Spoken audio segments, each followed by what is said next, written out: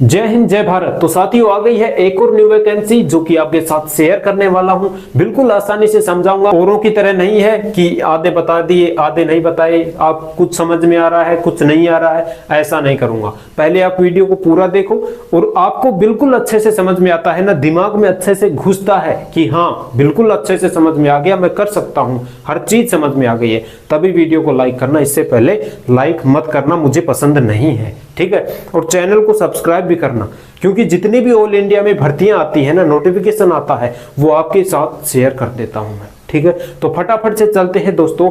आइए, मैं मिस्टर बाबू आप सभी दोस्तों का स्वागत करता हूं पानसूर रोजगार में। तो साथियों देख लेते हैं, चलिए कौन सी भर्ती आपके लिए आई है। तो देखिए साथियों, ये है पटवारी की भर्ती। किसकी है साथियों? पटवारी की भर्ती है 2023। अभी इसे हम कहते हैं DDA भर्ती, शॉर्ट तरीके से DDA भर्ती भी कहते हैं। D से हो गया दिल्ली, D से हो गया डेवलपमेंट और A से हो गया अथॉरिटी, यानी दिल्ली विकास प्राधिकरण द्वारा ये भर्ती निकाली गई है। समझ में आ गया होगा, आशा करता हूं आपको ये बातें समझ में आ गई है। अब आगे चलते हैं, देख लेते हैं कि ऑनलाइन कब से है, लास्ट डेट क्या है, पद कितने हैं, ठीक है।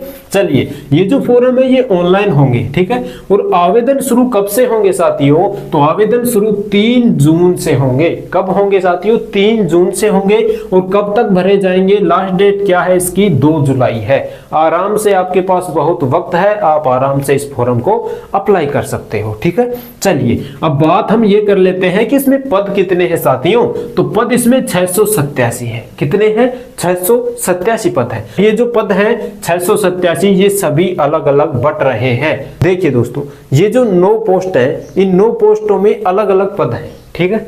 अलग अलग पद हैं और अलग अलग आयु है और अलग अलग योग्यता है। तो चलिए देख लेते हैं, ये वो पोस्ट है जिन पर आप काम करोगे। अलग अलग पोस्ट में अलग अलग पद हैं, कितने किसके पद हैं तो चलिए देख लेते हैं। आयु भी अलग अलग है और इसकी योग्यता भी अलग अलग है, तो सारी जानकारी आपके साथ शेयर करता हूं। तो चलिए, पहले नंबर पर पोस्ट आती है सहायक लेखा अधिकारी।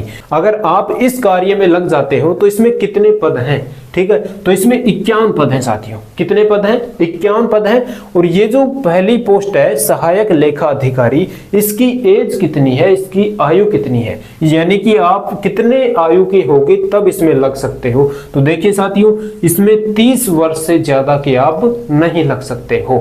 समझ में आ गया है। चलिए योग्यता की बात कर लेते हैं। योग्यता क्या मांग रहे हैं भाई? सहायक लेखा अधिकारी में कितना पढ़ा लिखा होना चाहिए, तो देख लेते हैं। देखिए, CA का डिप्लोमा हो या फिर CS का डिप्लोमा हो या फिर ICWA का डिप्लोमा हो या फिर MBA का डिप्लोमा हो, यानी इनमें से आपके पास कोई एक डिप्लोमा होना चाहिए, तभी आप इस पोस्ट पर कार्य कर सकते हो। समझ में आ गया है? बिल्कुल अच्छे से समझ में आ गया है तो थम्स अप कर दीजिए फटाफट से, ठीक है। चलिए अगली पोस्ट देख लेते हैं भाई।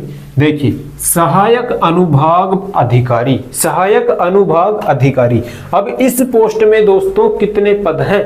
देखिए, इस पोस्ट में 125 पद हैं। कितने पद हैं? 125 पद है। आयु कितनी है दोस्तों? यानी सहायक अनुभाग अधिकारी में अगर आप लग जाते हो तो इसमें दोस्तों आपको कितनी आयु चाहिए, कितनी एज चाहिए? तो देखिए, इसमें 27 साल के अगर हो आप तो आप फॉर्म भर सकते हो। अगर 27 से आगे के हो तो आप फॉर्म नहीं भर सकते हो। समझ रहे हो मेरी बात?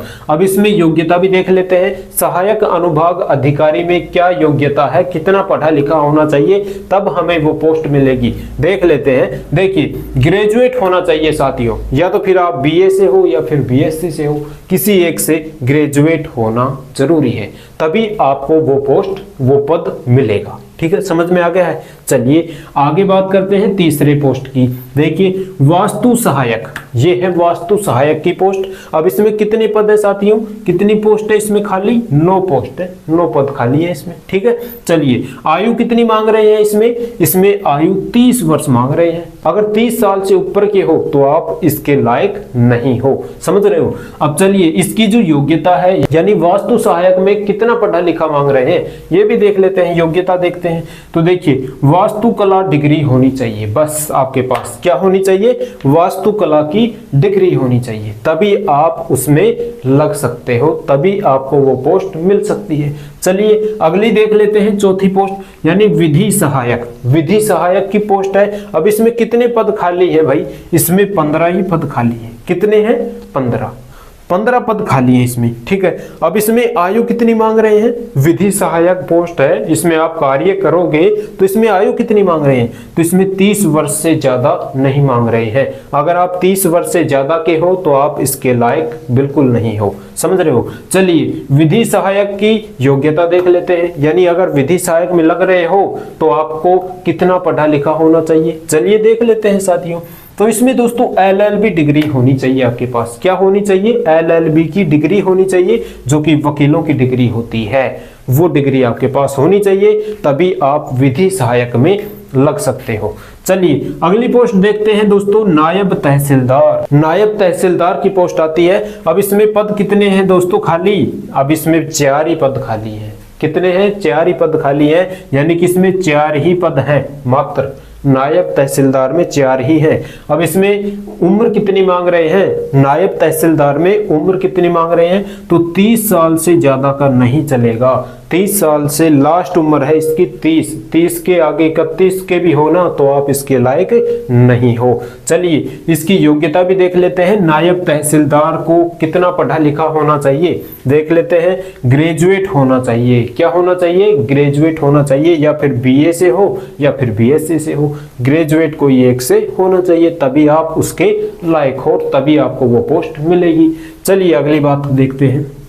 अगली पोस्ट आती है, देखिए कनिष्ठ अभियंता यानी सिविल कर्मचारी, कनिष्ठ अभियंता। अब इसमें कितने पोस्ट खाली हैं दोस्तों? 236 खाली हैं। कितने पद खाली हैं? 236 पद खाली हैं। अब इसमें आयु कितनी मांग रहे हैं? देखिए 27 वर्ष मांग रहे हैं। कितनी मांग रहे हैं? 27 वर्ष के अगर ज्यादा हो, तुम 28 के भी हो तो आप इसमें मतलब नहीं लग सकते हो। 27 के नीचे के हो तभी आप इसमें लग सकते हो। तो इसमें योग्यता देख लेते हैं साथियों। कनिष्ठ अभियंता में कितना पढ़ा लिखा होना चाहिए?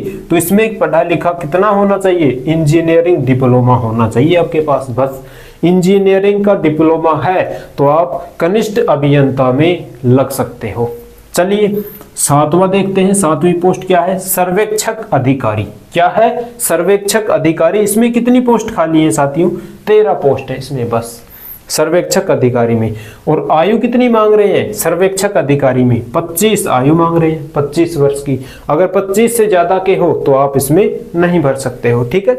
चलिए इसकी योग्यता देख लेते हैं। सर्वेक्षक अधिकारी में कितना पढ़ा लिखा होना चाहिए? तो इसमें सर्वेक्षण में ITI का डिप्लोमा होना चाहिए, ठीक है। सर्वेक्षण में ITI का डिप्लोमा है आपके पास तो आपको वो पोस्ट मिल जाएगी। चलिए 8वीं देखते हैं, पटवारी की। किसकी? पटवारी, ओरिजिनल पटवारी की पोस्ट है ये। अब इसमें कितनी पोस्ट हैं, कितने पद हैं? 40 पद हैं पटवारी में, ठीक है। 40 पद हैं तो आयु कितनी मांग रहे हैं? 27 मांग रहे हैं। 27 से ज्यादा के हो तो आप इसके लायक नहीं हो, 27 से पीछे रहो, 26 के 25 के, तभी आप पटवारी बन सकते हो। अब इसमें योग्यता क्या मांग रहे हैं? पटवारी में योग्यता क्या मांग रहे हैं? कितना पढ़ा लिखा होना चाहिए पटवारी में? तो ग्रेजुएट होना चाहिए, BA से हो या फिर BSc से हो, बस ग्रेजुएट होना चाहिए।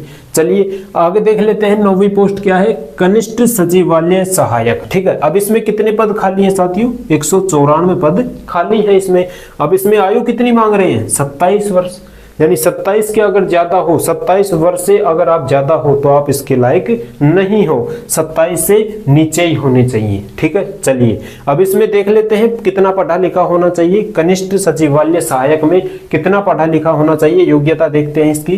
तो इसमें 12वीं पास होनी चाहिए, प्लस में टाइपिंग डिप्लोमा भी होना चाहिए। इसमें टेस्ट भी होगा, टाइपिंग करवा कर आपको देखेंगे कि इसको कितना आता है नहीं आता है। तो ऐसे ये 687 पद हो चुके हैं। आपने देखा होगा पद कितने हैं, तो 687 पद टोटल ऐसे हुए हैं। हर पोस्ट में ये पद बढ़ चुके हैं। तो मैंने आपको बता दिया है कि किस किस पोस्ट में कितने पद हैं, समझ रहे हो, और कितनी आयु मांग रहे हैं, समझ रहे हो, और योग्यता क्या है, सारी चीजें मैं आपके साथ शेयर कर दिया हूं। अब बात आती है चयन की, यानी चयन कैसे होगा हमारा। देखिए एग्जाम होगा, मेडिकल होगा और डॉक्यूमेंट्स आपके चेक होंगे, समझ रहे हो मेरी बात। एग्जाम तो होगा ही भाई, मेडिकल भी होगा और डॉक्यूमेंट्स आपके वेरिफिकेशन होंगे, सभी ऑनलाइन चढ़ेंगे डॉक्यूमेंट्स, तो डॉक्यूमेंट्स आपके सभी सही होने चाहिए। चलिए अब लास्ट में हमारी बात ये रहती है कि फॉर्म फीस कितनी लग रही है। फॉर्म भरेंगे तो हमारी कितनी फीस लगेगी, तो देखिए जर्नल की, ओबीसी की और ईडब्ल्यूएस की कितनी रुपये लगेगी, 1000 रुपये लगेगी। ठीक है, बाकी सभी के लिए 0 रुपये है। ठीक है, समझ रहे हो मेरी बात। जर्नल, ओबीसी और ईडब्ल्यूएस की 1000 रुपये लगेगी फॉर्म फीस और बाकी सभी के लिए 0 रुपये है। तो मेरी बात आपको अच्छे से समझ में आई होगी। बिल्कुल आसानी से मैं आपको एकदम बिल्कुल 0 लेवल से समझा दिया हूं। अब भी समझ में नहीं आया ना तो कहीं पर नहीं आएगा, ये मेरी गारंटी है। ठीक है, मैंने बिल्कुल आसानी से आपको खोल खोल कर एक एक पॉइंट समझाया है और अब भी नहीं समझोगे ना तो कहीं पे नहीं समझ सकते हो। ठीक है, तो आपको आशा करता हूं मैं बिल्कुल अच्छे से समझ में आ गई होगी, दिमाग में घुस गई होगी। तो अभी तक आप चैनल से नहीं जुड़े हैं तो आप फटाफट से अब जुड़ जाइए और वीडियो को कर दीजिए लाइक अगर समझ में आ गया है। तो समझ में क्यों नहीं आएगा, समझ में बिल्कुल अच्छे तरीके से आ गया है। बिल्कुल जो डपोर संघ है ना उसको भी समझ में आ जाता है, तो आप तो होशियार हो। ठीक है, तो चलिए फिर मिलेंगे नेक्स्ट वैकेंसी के साथ। चैनल को सब्सक्राइब करके रखो, ऑल इंडिया में जितनी भी भर्ती आएगी सबसे पहले आपके साथ शेयर कर दी जाएगी। ठीक है, तो चलिए मिलेंगे नेक्स्ट वैकेंसी के साथ और नई वीडियो के साथ। तब तक के लिए सभी प्यारे साथियों को जय हिंद, वंदे मातरम।